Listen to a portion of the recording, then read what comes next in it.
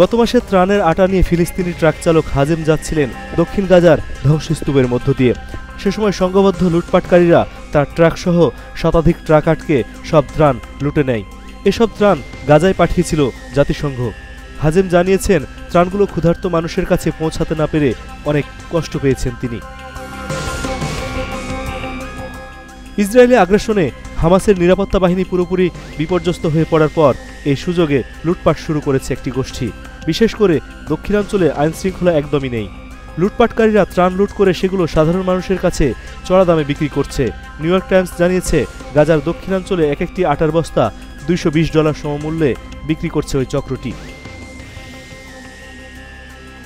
এমন পরিস্থিতিতে ইসরায়েল থেকে গাজায় প্রবেশের করিম আবু সালেম ক্রসিং দিয়ে আর কোনো ত্রাণ না পাঠানোর ঘোষণা দিয়েছে জাতিসংঘ।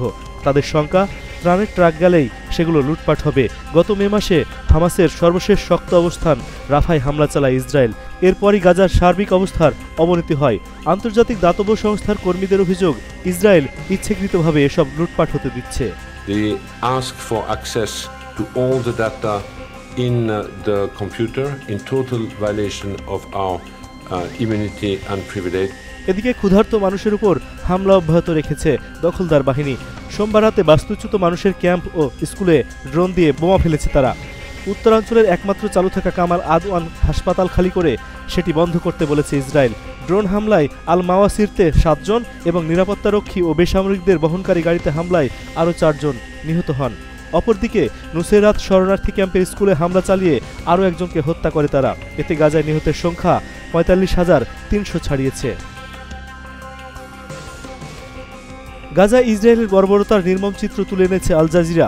সংবাদ মাধ্যমটি জানিয়েছে, 4 মাস আগে সাইমা আল দাক্কি নামের এক নারী তার 2 সন্তানকে পোলিও টিকা খাইয়ে আনেন। টিকা খাওয়ানোর পরের দিন তার বাড়ি লক্ষ্য করে বোমা হামলা চালায় ইসরায়েল। এতে সাইমা আল দাক্কি প্রাণ হারান।